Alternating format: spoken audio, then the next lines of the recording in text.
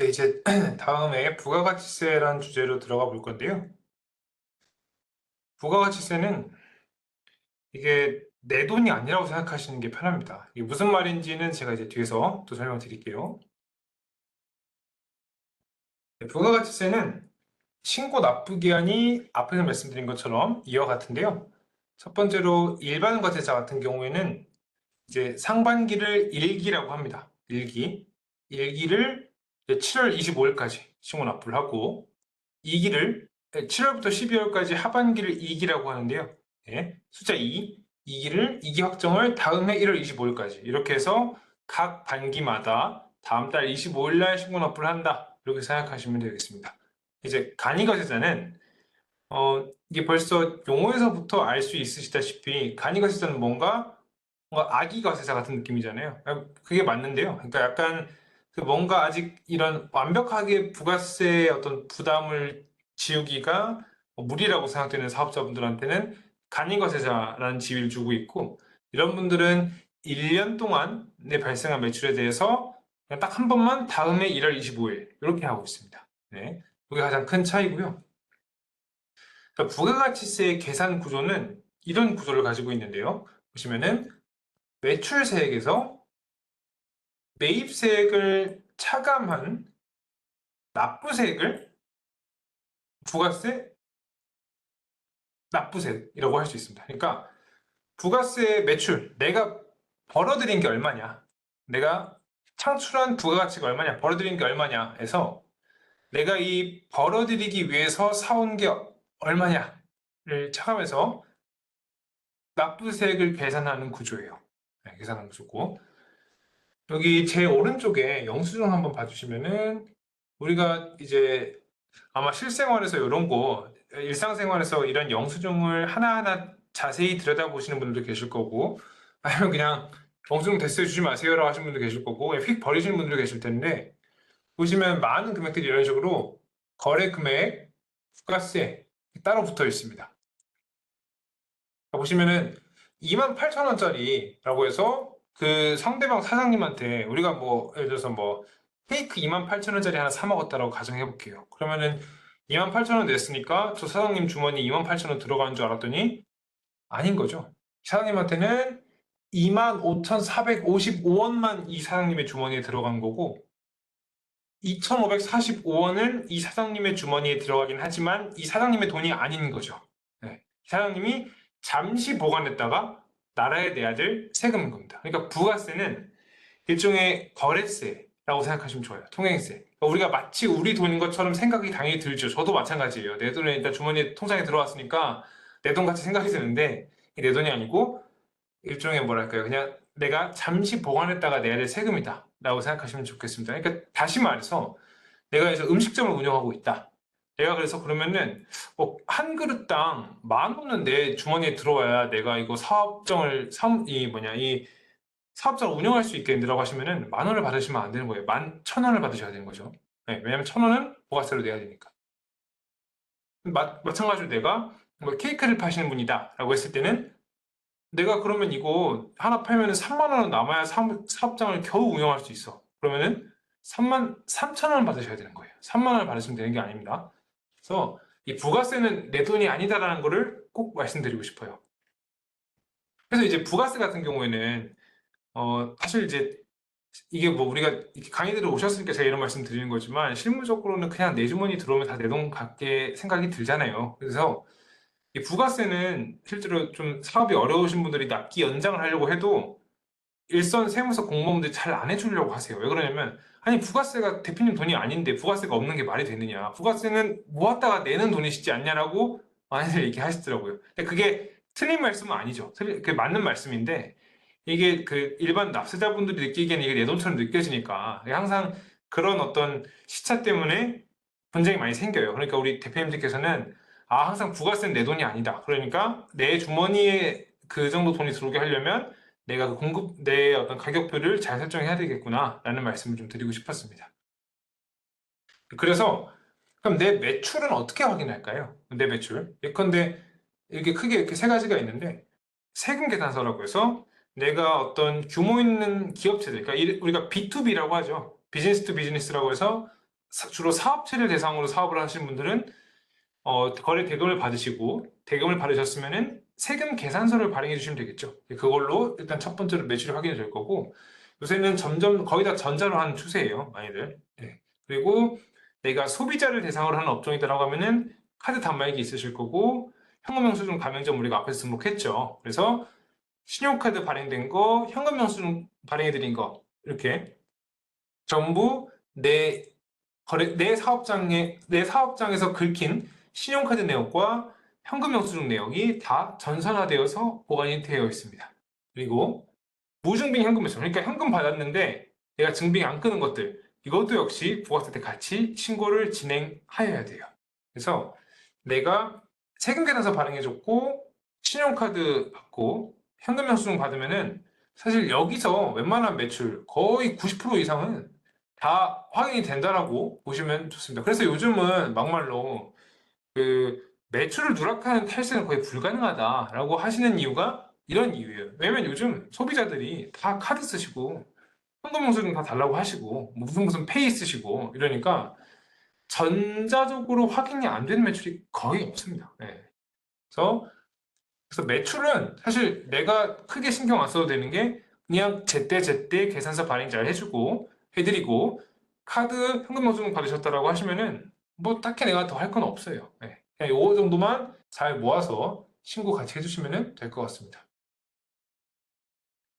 자, 이거 매입세액인데요. 자, 매입세액은 내가 이 매출하기 위해서 사온 그런 어떤 물건들에도 마찬가지로 여기처럼 이 부가세가 붙어 있을 거예요. 그래서 내가 사온 물건들에 대한 부가세는 여기서 공제를 해줍니다. 네, 공제를 해줘요. 그래서 공제를 해주는데 그럼 내가 이 매입세 해주세요라고 매입세 공제를 해주세요라고 세무서에 제출하려면은 그냥 해달라고 이제 요청드리면은 아무도 이제 제 말을 믿어주지 않겠죠. 그러니까 여기도 마찬가지로 관련 증빙들을 갖춰야 되는데요. 어떤 증빙들이 있냐? 자, 내가 만약에 뭐 좀 이제 운수업을 하려고 트럭을 사왔어.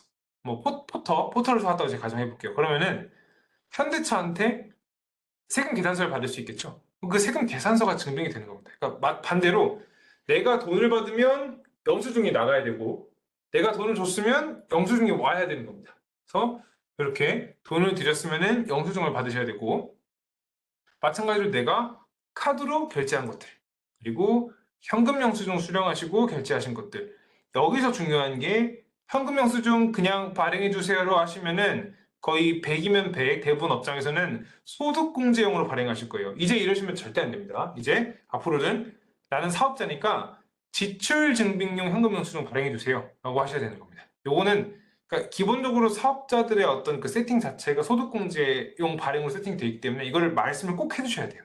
해주셔야 됩니다. 그래서 내가 지출한 것들에 대한 세금 계산서, 신용카드, 현금 영수증 다 여기서 받으시면은 내가 이 매출을 하기 위해서 발생한 매입들을 전부 여기서 이제 받을 수 있겠죠. 그러니까 이 신용카드 같은 경우에 제가 저기 앞에서 한 말씀드렸는데,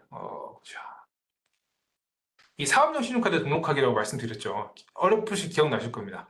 그래서 이걸 등록하면은 우리 부가세에서 이게 알아서 따라와요. 네. 그러니까 아까 앞에서 등록해 놓으시면은 뭐 번거롭지 우리가 뭐 더 할 건 없다. 증빙을 우리가 별도로 갖출 필요는 없다. 이런 말씀을 드릴 수 있겠습니다. 그래서 우리가 여기서 부가세도 공제 가능하고요. 그럼 내가 예컨대 매출을 뭐 1,000을 했는데 매입이 한 600이야. 그러면은 여기서 이제 납부세액을 400 납부하면 되는 겁니다. 근데 이제 불공제되는 매입들이 있어요. 어떤 거냐면 그러니까 얘네들은 마찬가지 영수증처럼 이 물건들은 다 부가세가 붙어 있는데 우리가 사업을 위해서 갖고 온 어떤 물건들 또는 용역들의 부가세는 공제가 된다 그랬잖아요. 근데 이 밑에 품목들은 어떤 조세 정책상의 목적이라든가 아니면 모종의 이유로 부가세가 붙어는 있지만 공제는 안 해준다. 이런 내용입니다. 첫째로 간이 계산서 영수증. 예를 들어서 우리가 회식 같은 거 가서 그냥 간이 영수증 찍 쓰고 찍 그어버리시는 분들 계시잖아요. 이거는 안 됩니다. 그래서 이거는 무조건 신용카드, 현금 영수증, 세금 계산서. 그러니까 내가 앞으로 쓰는 사업에서 쓰는 모든 돈은 나가는 돈은 다 꼬리표를 붙인다고 생각하셔야 돼요. 그게 세금 계산서가 됐든 신용카드가 됐든 현금 영수증이 됐든 다 꼬리표를 붙여야 나의 경비화를 할 수 있는 겁니다. 그러니까 이 간이 영수증은 안 되고요. 그리고 내가 면세 재화를 매입해 오면은 이건 안 됩니다. 그러니까 무슨 말이냐면은 우리가 부가세가 붙어 있는 재화들을 여기서 이제 빼준다고 그랬잖아요. 근데 애당초 부가세가 붙어 있지 않은 재화들이 있어요. 이런 것들 어떤 게 있냐면 농산품들. 음식점 같은 경우에는 배추, 뭐 이런 채소도 사와야 되잖아요. 농산품들은 애당초 부가세가 붙어 있지 않아요. 그래서 이런 품목들은 공제가 안 되고요. 그래서 이런 면세점 같은 재화 같은 경우에는 부가세가 애당초 없으니까 뭐 공제해 줄 것도 없다. 이런 내용입니다. 그리고 비영업용 소형 승용 자동차라고 해서 이건 어떤 거냐면 이제 사실 우리가 어떤 사업을 하다 보면은 차를 타고 거래처도 방문해야 될 수도 있고 창고를 방문해야 될 수도 있고 그리고 뭐 개인적인 용무를 좀 볼 수도 있죠. 업무를 볼 수도 있죠. 근데 이 차량 같은 경우에는 조세 정책상 목적으로 사업과 관련됐냐? 오케이, 그건 인정인데 공제는 안 해줘요. 이게 어떤 거가 있냐면 우리가 일반적으로 좀 뭐가 있을까요? 뭐 그랜저, 제네시스, BMW, 벤츠 이런 차들 있잖아요. 이런 차들은 얄짤없이 부가세, 매입세 공제는 되지 않습니다. 그러니까 사업에서 경비 처리가 되느냐는 변론으로 하고 부가세, 매입세 공제는 되지 않습니다. 근데 부가세, 매입세 공제가 되는 차들이 있어요. 어떤 차들이 있냐면 9인승 이상 차들. 그런데 스타리아, 카니발, 그리고 요새 그 신형 현대 그 덩치 큰 SUV가 펠리세이드 이런 차들이 9인승이 있거든요. 그래서 이 9인승이 약간 우리나라에서는 특수 수요가 있는 것 같아요. 그래서 카니발 하이브리드 이런 것들 9인승은 뭐 대기가 8개월이니 뭐 이런 얘기도 있는 거 보니까 이 사업자분들이 부가세를 돌려받을 수 있잖아요. 돌려받거나 공제를 받을 수 있으니까 9인승 인기가 정말 불티나게 팔리고 있습니다. 더하여 화물들, 포터, 그다음에 봉고 이런 차들은 사실 트럭 가지고 우리가 뭐 개인적으로 쓰기엔 좀 그렇잖아요. 다 사업용 쓰시니까. 그래서 트럭들은 다 부가세 공제 가능하고요. 제가 알기로 그 렉스턴 칸 이런 차들 그리고 이제 픽업 트럭들도 부가세 공제가 가능한 걸로 알고 있습니다. 접대성 경비. 접대성 경비가 사실 우리 여전히 사업을 좀 원활하게 하려고 하다 보면은 좀 뭐 술자리도 한 잔, 술도 한 잔 마셔야 되고 식사도 좀 해야 되고 그런 게 좀 필요할 수 있습니다. 있는데 그러니까 이게 사업을 위한 경비인 건 오케이. 인정은 하는데 조세 정책상 목적으로 부가세 공제는 안 된다라고 해서 이건 부가세를 공제받을 수는 없습니다. 네. 그리고 사적인 경비는 당연히 안 되겠죠. 네, 요거는 제외 대상이고요. 그러니까 이게 우리가 가만 보시면은 뭐 제가 설명하고 넘어가고 싶은 게 다음 페이지 설명드릴게요. 그러니까 우리가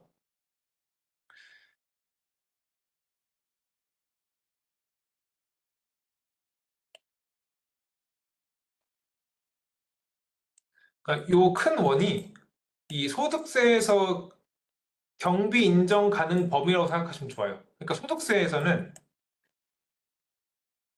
내가 사업을 위해서 썼고 그게 합리적으로 뭐 타당하다라고 하면은 대부분 인정이 됩니다. 인정이 돼요. 근데 부가세는 이 인정의 매입의 인정의 이게 부가세는 매입이라고 그러고 소득세는 경비인데 경비라고 필요경비라고 표현하는데 소득세는 이 범위가 굉장히 넓어요. 그러니까 사업을 위해서 썼고 그 경비가 뭐 일견 타당하다라고 느껴지면은 경비 인정이 다 가능한데 부가세는 이게 아예 법으로 정해놨기 때문에 이 범위가 대단히 타이트합니다. 대단히 타이트해요. 그래서 그러니까 둘 다 놓고 봤을 때 소득세로 경비로 인정받아도 부가세로 안 되는 애는 존재합니다. 대신 부가세로 매입을 인정받을 수 있으면은 소득세 경비는 거의 대부분 가능해요. 그러니까 이 범위가 다르다. 왜 소득세 경비는 되는데 부가세는 안 돼요? 라고 하시는데 그게 안 되는 경우가 많아요. 그게. 아까 앞에서 보여드린 것처럼. 그래서 이거는 어머니 다르니까 이것도 좀 양지하시고 가시면 좋을 것 같습니다.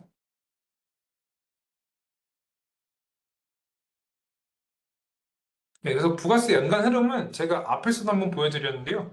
우리가 이 1월부터 6월까지에 대한 매출, 매출과 매입을 정리해서 7월 25일 날 한번 신고 납부를 하고요.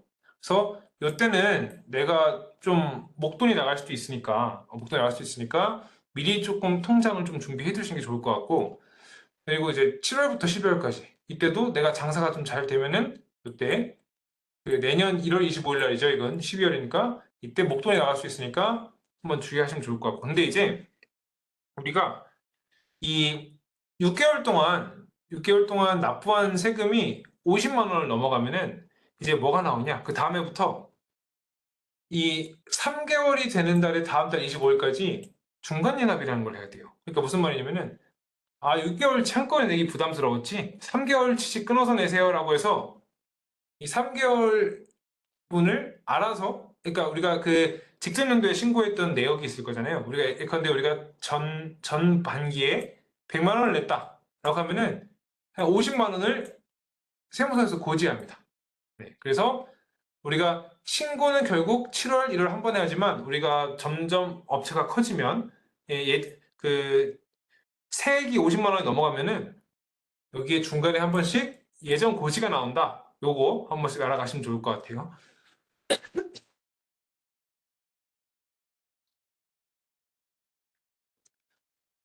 그래서 그 만약에 예정 고지가 나왔다라고 하면은 1월부터 7월, 이 6월까지를 또 7월에 한 번 더 신고 납부를 할 거잖아요. 그러면은 이 미리 예정 고지 한 거는 빼줍니다. 당연히 차감해드려요.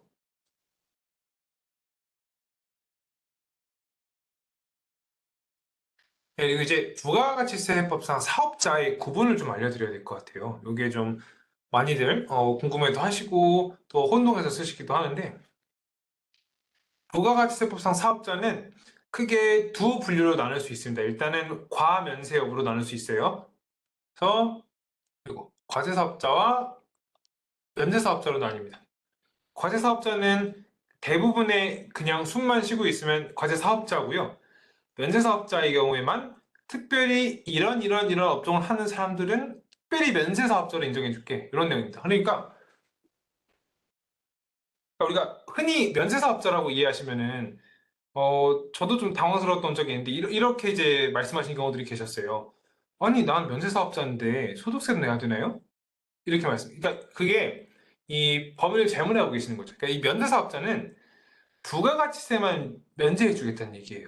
소득세까지 면제해 주겠다는 게 아닙니다. 소득세는 면세사업자라는 단어 자체가 없어요. 그러니까 이 우리가 흔히 말하는 면세사업자, 면세사업자라고 하는 거는 이 부가세를 면세해 주겠다라는 내용입니다. 면세사업자는 어떤 게 있느냐?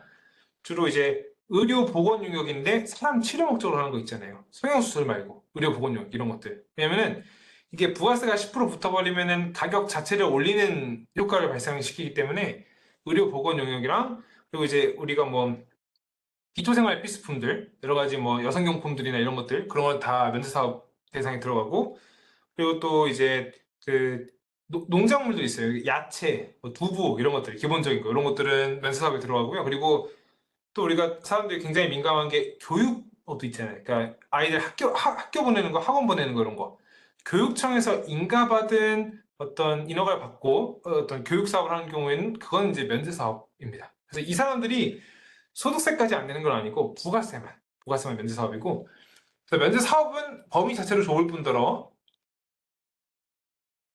대단히 인허가를 받거나 이 어떤 요건을 갖춰야만 매사업을 영위할 수 있는 거기 때문에 굉장히 드뭅니다. 그래서 우리가 아마 일반적으로 대다수의 분들은 이 과세사업자의 범위에 해당하실 건데, 과세사업자는 딱 두 가지로 나누어져요. 일반 과세자와 간이 과세자. 일반 과세자는 그냥 당연히 일반이죠. 그러니까 통상의 일반 시민인 거예요. 그러니까 모든 부가세법상 의무, 뭐 신고 납부 다 해야 되는 겁니다. 근데 간이 과세자는 제가 아까 앞전에 촉법소년 관련해서 말씀드렸다시피 우리가 촉법소년 같은 경우에는 똑같은 뭐 형사벌을 지어도 조금 그 책임을 완화하고 있잖아요. 전 간이과세자도 이게 뭐 비유가 딱 적절치는 않지만 간이과세자도 뭔가 그 부가세법상 사업자는 맞는데 아직까지 뭔가 높은 수준의 의무를 부여하기는 좀 무리다라고 생각이 들어서 굉장히 그 부담을 경감해주는 간이과세자라고 생각하시면 좋고, 악의과세자로 생각하시면 편해요. 그래서 이제 일반적으로 크게 세 가지로 나누는데, 일반 과세자, 간이 과세자, 면세 사업자 이렇게 크게 세 가지로 분류한다라고 보시면 되겠습니다. 네, 그래서 일반 과세자는 기본적으로 내가 매출이 1,000만 원이다 라고 하면은 공급가액이 매출세액은 100만 원이에요. 그럼 우리가 100만 원을 신고 납부를 해야 되는데요. 간이 과세자는 좀 다른 게 매출이 1,000만 원이면 여기다가 똑같이 10%를 곱하는데 여기에 각 업종별 부가율이라는 걸 또 곱해줍니다. 업종별 부가율. 그래서 이게 한 10에서 40%가 돼요. 그러면은 똑같은 매출인데 10만 원밖에 안 나오는 거죠. 아유 이러면 난 다 간이 과세자 하지. 이걸 이제 알았네 라고 생각하실 수 있는데 이게 또 다 좋은 건 아닙니다. 일장일단이 있어요. 자 보시면은 간이가스가 누구냐고 하시면은 연간 공급 대가가 이 부가세 포함한 공급 대가가 1억 400만 원에 미달하는 사업자는 간이과세자로서 시작을 할 수 있습니다. 그러니까 내가 사업 초기에 조금 소소히 한번 시작해볼까라고 하시면은 간이과세자로 시작하시면 좋겠죠.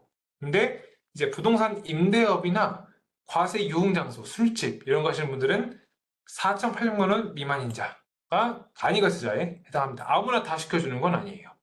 근데 이제 신규 사업자 같은 경우에는 그래서 특정 업종은 아예 간이과세자가 불가능한 업종들이 있어요. 전문직 업종이나 뭐 그런 업종들. 그게 아니고서는 처음에 내가 창업을 할 때는 간이과세자를 선택을 할 수 있거든요. 그래서 이거를 조금 신중하게 선택하실 때 나는 뭐 그냥 간이과세자를 선택하겠다라고 하시면은 이렇게 시작하시면은 처음에 세부담 적게 어떤 내 사업을 궤도에까지 올리는 데 도움을 받을 수 있습니다.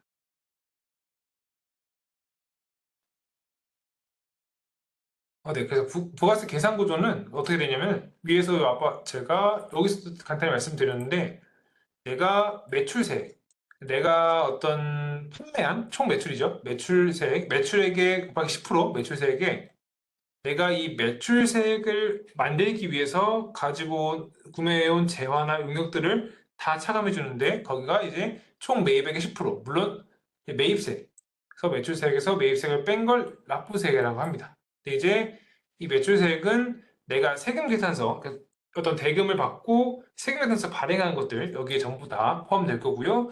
카드, 현금 영수증 발행한 것들 다 포함될 거고 무증빙 현금 매출 그냥 현금 받은 것들도 여기에 포함해서 신고하는 게 원칙입니다. 네, 그래서 보통 이제 제가 이 예시를 음식점 사업자로 잡았는데요. 왜냐면 음식점 사업자분들이 정말 매출이 다양해요. 요즘 배달 어플들이 너무 많아가지고. 그래서 음식점 사업자분 같은 경우는 세금계산서 발행이 불가능하긴 한데, 만약에 이제 다른 업종분들 계시니까, 내가 세금계산서를 발행했다라고 하시면은, 전자세금계산서 홈택스에서 조회 가능하고요.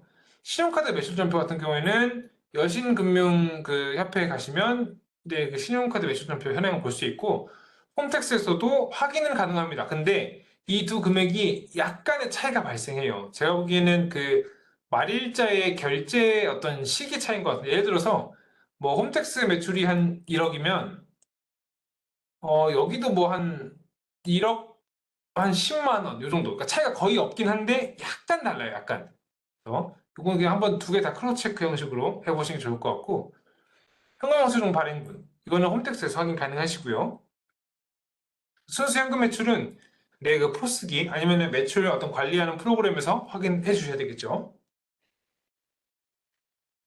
자, 그리고 배달 어플 또는 뭐 판매 중개 어플, 뭐 네이버 그 사장님 그 뭐냐 네이버 페이, 네이버 스마트 스토어 그리고 쿠팡에서도 우리 대표님이 해당 플랫폼에서 얼만큼 매출을 일으키셨는지 다 내역을 제출해주고 있으니까 이걸 전부 확인해서 부가세 신고하시는 게 원칙입니다. 다 이거 하셔야 돼요. 네, 그리고 이제 매입세에 대해서 조금 디테일하게 들어갈 건데, 자, 우리가 기본적으로 매입세 공제를 받으려면은 일단 적격 증빙을 받아야 되고, 부가세법상 불공제에 해당하지 않아야 됩니다. 그러니까 두 가지 요건을 AND로 갖춰야 되는 거예요. 그러니까 적격 증빙도 갖추면서 하나만 갖추면 되는 게 아니고 갖추면서 부가세법상 불공제에 해당하지 않아야 되는 겁니다. 이 두 개를 모두 갖춰야 공제받을 수 있는 거예요. 첫 번째로는 세금 계산서. 깔끔하죠. 이게 있으면은 뭐 부서청에서도 크게 문제 삼지 않습니다. 그리고 신용카드 매출 전표. 어찌됐든 내가 누군가에게 대금을 지급했고 뭔가를 사왔다라는 게 객관적으로 입증이 되잖아요. 신용카드 매출 전표가. 그래서 물론 이제 이 신용카드로 사온 품목이 실제로 내 사업에 사용하였느냐를 또 별도로 증명해야 될 수도 있지만 어쨌든 이 신용카드 매출 전표도 부가세법상 적격 증빙으로서 역할을 한다. 이렇게 말씀드릴 수 있겠습니다. 더해서 현금 영수증도 마찬가지로 적격 증빙 요건을 합니다. 그리고 부가세법상 일단 여기에 해당하지 않아야 돼요. 자, 사업상 무관한 지출인지, 그리고 면세 관련된 매입인지. 왜냐면 면세 관련 매입은 이거 애당초 부가세가 붙어있지가 않다 그랬죠. 그래서 공제해줄 것도 없는 겁니다. 그리고 세금계산서 미수치, 이거는 그 일단 적격증빙이 아니잖아요. 그러니까 당연히 안 되는 거고, 이 영업 외 승용차 관련 경비, 이것도 아까 말씀드렸다시피 사업을 위해서 차를 쓰실 수 있는데 이게 부가세에서는 공제를 받을 수가 없어요. 이것까지 공제받고 싶으시면은 9인승 이상을 사셔라 말씀드렸습니다. 접대비, 접대비도 마찬가지죠. 그러니까 우리가 사업을 조금 원만하게 이끌어 나가려면은 뭐 적절한 수준의 접대는 필요할 수 있어요. 그러니까 뭐 거래처 대표님과 식사를 한다든가 이런 정도는. 근데 이거는 조세 정책상 목적으로 접대비를 부가세 매입으로는 인정해 주지는 않고 있습니다. 토지 관련 매입세액은 토지는 면세 제외예요. 그러니까 부가세가 붙어있지 않아서 안 되고, 자, 사업자 등록 전 매입세, 이거는 원칙적으로는 안 됩니다. 이것도. 그래서 제가 아까 엄청 앞에 말씀드렸었는데 사업자 등록은 원칙적으로 사업을 시작한 날 기점으로 20일 이내라고 말씀드렸어요. 근데 단 내가 초기 투자 비용이 많이 들어간다. 그리고 뭔가 그 초기 준비 시간이 좀 많이 필요하다고 하신 분들은 미리 등록하시라고 말씀드렸어요. 그래서 미리 등록해서 각종 경비 관련된 증명들을 공제에 다 찾아 드실 수 있게 미리 등록하시라고 말씀드렸는데 그 이유가 네, 여기에 있습니다. 사업자 등록은 그래서 최대한 미리 하시는 걸 추천드려요.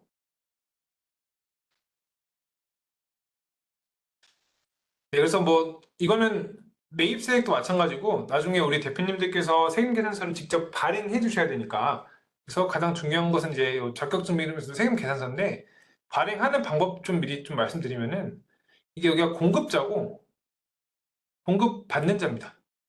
그러니까 결국 공급자는 물건을 주는 사람이고 공급받는 자는 돈을 주는 사람인 거예요.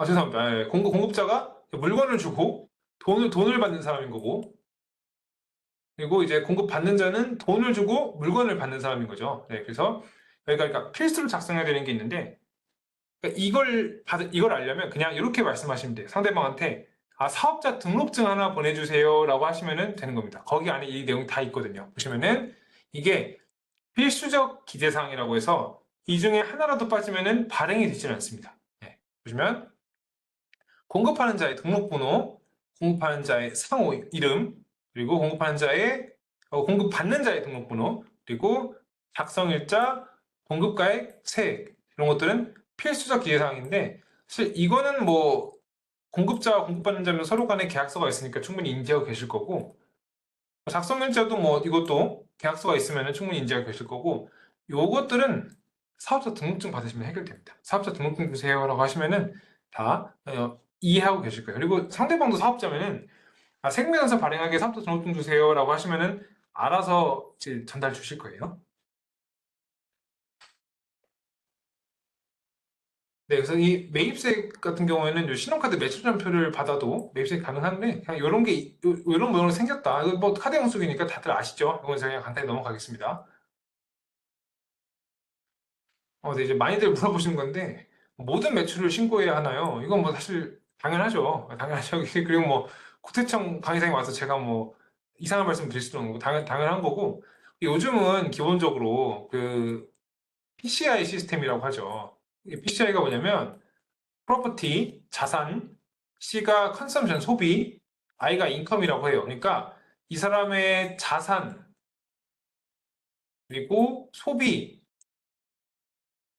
죄송합니다. 글씨가 이상하네. 소비, 그리고 소득을 분석하는 거죠. 이게 무슨 말이냐면은, 어떤 사람의 소득이 근 10년간 누적 소득이 한 10억이에요. 그리고 소비가 이 뭐 신용카드, 현금영수증 내역이 다 국세청 전산에 있다고 말씀드렸죠. 확인해 보니까 3억이네. 3억이. 그러면은 이 사람의 가처분 소득은 얼마일까요, 선생님들? 그러면은 이 사람은 한 7억 정도 쓸 수 있을 거예요, 그죠? 7억 정도를 가용 가능한 자기 자본으로 쓸 수 있겠죠. 근데 이 사람이 갑자기 30억짜리 집을 샀네. 예. 그러면은 뭐이 사람이 소득이 높아서 아무리 소득이 높다라고 해도 요새 뭐 연봉 1억이라고 해도 DSR 3단계 적용한다고 하면은 한 5억 대출 나오는데 그래봤자 뭐 한 12억 정도 살 수 있는 건데 30억짜리 샀네. 그러면은 기본적으로 이렇게 되면 이제 의심을 하는 겁니다. 뭐지? 증여신고를 안 했나? 상속받았는데 숨겨놓은 현금이 있었나? 매출을 누락했나? 이렇게 들어간 거예요. 그래서 결국 내가 뭔가 그 사업을 잘 이뤄서 자산을 이루거나 누군가에게 이제 물려주고 싶거나 특히 이런 계획이 있으신 분들은 신고 착실히 하셔야 됩니다. 결국 다 걸리게 돼 있어요. 요새 전산화가 너무 잘 돼 있어가지고 특히 이제 AI 이제 뭐 챗 GPT 한 번씩 다 써보신 어르신들 다 계시죠?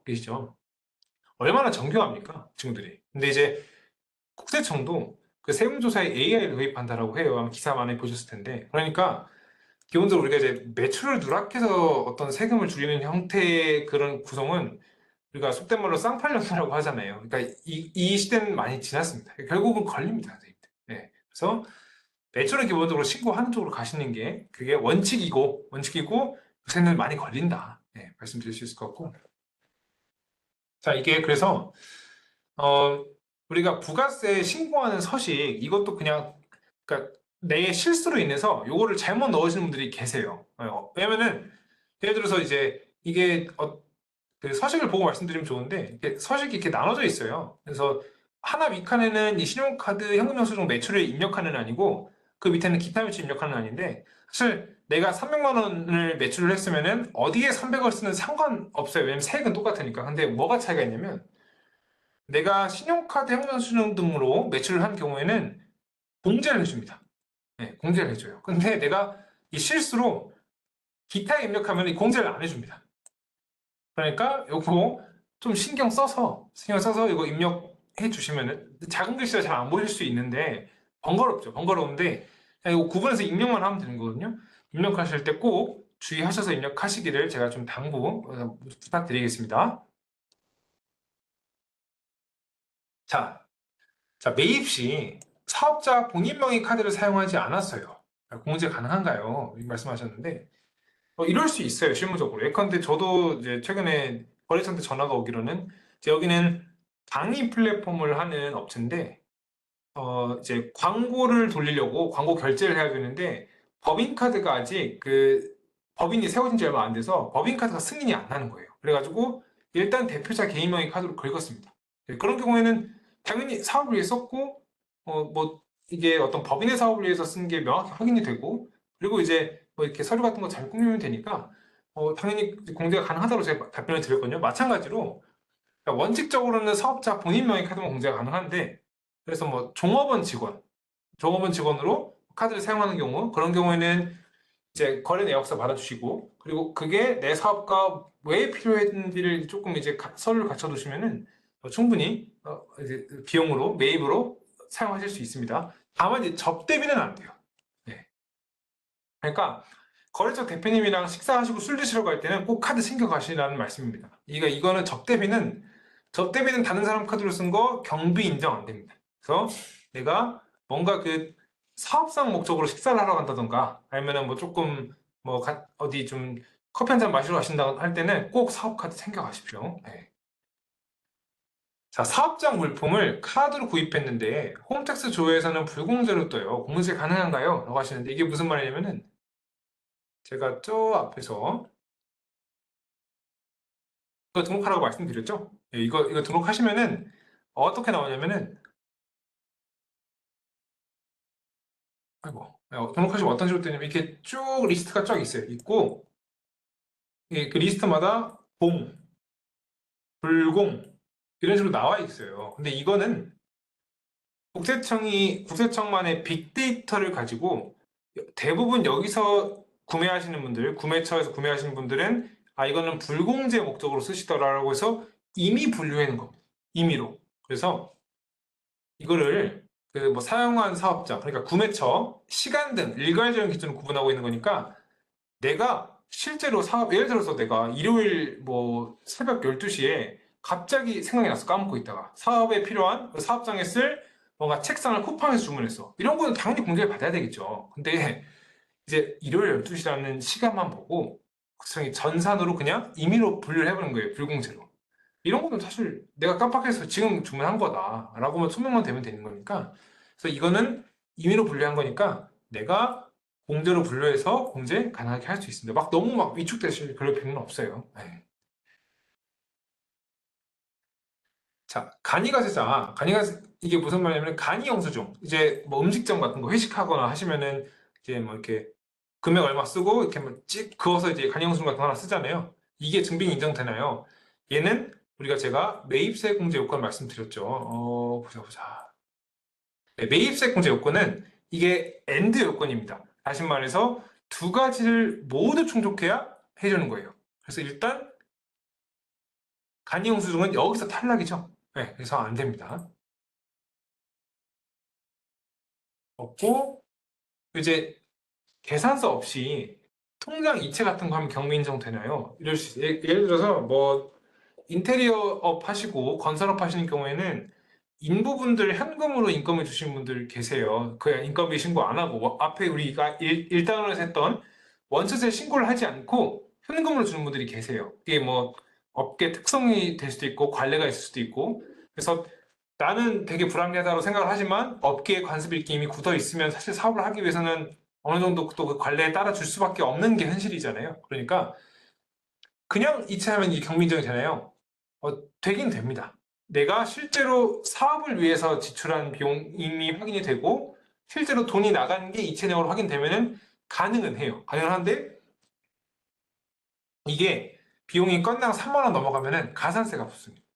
이 증빙을 받지 않은 2%. 근데 내가 지급한 인건비가 1,000만 원이면 2%면은 20만 원이 되는 거죠. 가산세가. 그러니까 되긴 되는데 가산세가 붙는다. 그러니까 최대한 잘 원만히 협의하셔서 원천세 신고하시는 게 사업주 입장에서는 가장 유리합니다. 자, 올해까지 간이가세사인데 나는 아까 제가 아기가세세라고 말씀드렸죠. 촉법소년 설명드리면서 그럼 세금 안 내는 거 아닌가요? 증빙받아야 되나요? 이렇게 하실 수 있는데요. 자, 간이과세, 일반과세는 부가세법상 구분이에요. 그래서 간이과세자 부담이 일반과세자에 비해 적은 거는 맞습니다. 그건 사실이에요. 사실인데 종합소득세. 그러니까 제가 이제 우리가 마지막 단원 종합소득세 할 건데 종합소득세는 이 부가가치는 제가 거래세라고 말씀드렸잖아요. 종합소득세는 얼마 벌었냐를 가지고 따지는 건데 제가 뒤에서 설명을 드릴 건데 기본적으로 이제 이 증빙을 안 받아놓으면은 이 비용란 내가 사업을 위해서 쓴 비용란이 텅 비어 있는 거예요. 이 바구니가. 네. 그러니까 간이가세자여도 이게 부가세법상 간이과세자일 뿐이지 이 옆에 가서 종합소득세를 가면은 그러면 당신 경비 쓰신 거 증빙 갖고 와라고 했을 때 증빙이 하나도 없어버리면은 소득세는 오히려 일반과세자보다 더 많이 내는 경우 이런 경우도 생길 수 있는 거 충분히 그럴 수 있어요. 그러니까 증빙은 간이과세자든 일반과세자든 다 받는 게 좋다. 이런 말씀을 드릴 수 있겠습니다. 그래서 증빙을 받지 않은 비용 인정받기 힘들고 종합소득세 계산은 간이 일반 구분이 힘들기 때문에 다 받으시는 게 좋다라고 말씀드릴 수 있을 것 같고 제가 끝내기 전에 간이과세 일반과세 제가 이거 요걸 좀 말씀드린다고 했는데 네. 이게 간이과세자가 다 좋은 게 아니에요 선생님. 뭐가 있냐면 일단 간이과세자들은 원칙적으로 세금계산서를 발행할 수가 없습니다. 그러니까 무슨 말이냐면은 내가 B2B 사업, 내가 중견기업 이상의 업체들과 사업을 하려고 이제 뭔가 사업자 내시는 분들은 당연히 상대방에서 우리 대기업이나 어떤 그래도 규모 있는 중견기업에 계시는 분들은 아시겠지만 그 대기업 돈이 바로 나오는 게 아니에요. 그게 뭐 지출 결의도 해야 되고 그래도 이제 결제 상신한 다음에 거의 그 뭐냐 자금 나가는 날짜가 정해져 있습니다. 10일, 20일, 30일 이런 식으로. 네. 그래서 기본적으로 세금 계산서를 발행을 해주지 않으면 애당초 거래가 불가능해요. 대기업이랑 대기업, 중견기업이랑. 근데 간이가세사로 처음에 시작하시면 세금 계산서를 발행하실 수가 없어요. 네. 그래서 내가 주로 내 어떤 잠재 거래처가 중견 기업 이상의 어떤 그런 거래처다라고 하시면은 간이가세사로 하시면은 요거는 사업 자체 진행이 어렵습니다. 우리가 세금을 아끼는 것도 대단히 중요한데 돈을 벌어야 세금을 아낄 수도 있는 거잖아요. 그러니까 그 세금은 결국 퍼센트이기 때문에 일단은 거래를 원활히 하시는 게 먼저니 이런 분들은 간이가세사 조금 신중하시는 게 좋습니다. 그리고 간이가세사의 단점 하나가 우리가 제가 이거 다시 한번 하나 보여드릴게요. 잠시만요. 자, 이게 우리가 매출세액에서 매입세액을 빼서 납부세액의 구조를 가지고 그래서 내가 그래서 100을 벌어서, 그러니까 100의 매출에서 여기에 50만큼 이 100을 매출하기 위해 50만큼 사왔으면은 50을 내는 거라고 말씀드렸잖아요. 근데 역으로 내가 사업 초기야. 그래서 매출은 0인데 앞으로 매출을 하기 위해서 잔뜩 매입을 할 수 있잖아요. 초기에. 그래서 여기가 5천이네. 그러면은 납부세액이 아니라 환급세액 5천이 생기는 겁니다. 환급세액. 네. 부가세는 환급을 해줘요. 왜냐면은 이 부가세를 미리 가져간 건데 나라에서 남으시네요? 하면 돌려도 줍니다. 근데 문제는 간이과세자는 환급을 받을 수가 없어요. 네. 일반 과세자는 환급이 가능한데 간이과세자는 환급을 받을 수 없습니다. 이게 무슨 말이냐? 말이 좀 어려운데 무슨 말이냐? 내가 초기 투자 비용이 많이 들어가는 사업을 하시는 분들, 예를 들어서 음식점 인테리어 싹 고치고 들어가면 요새 정말 우습게 1억은 넘습니다. 그리고 그래서 의사분들 뭐 피부과 같은 거 청담동에 들어가는데 인테리어랑 시설비만 10억이 넘더라고요. 그런 분들. 그리고 뭐 물류산업 하시는 분들, 택배업, 차 사고, 뭐 포터 하나 사고, 특장 개조하고, 번호판 사고 이런 분들 우습게 1억 들어가겠죠. 예.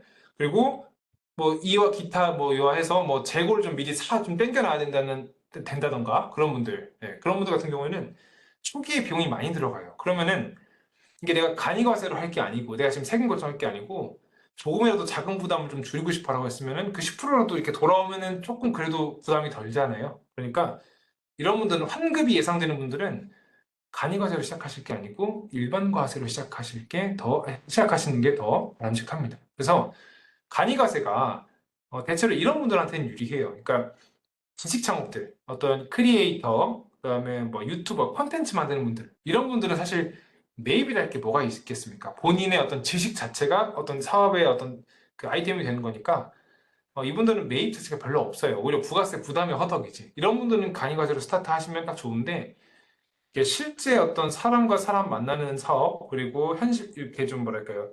어떤 고정비가 좀 들어가는 사업을 하시는 분들은 무작정 간이가세요. 요거는 조금 재고해 주시고, 그러니까 무조건 안 좋다라기보다는 신중하실 필요가 있다. 이런 말씀 좀 드리고 싶습니다. 요거 굉장히 간과해서 처음에 잘못 스텝을 밟으면은 좀 피곤해지는 경우가 있으니까 한번 신중히 생각해 보시고 출발하시는 게 좋을 것 같습니다.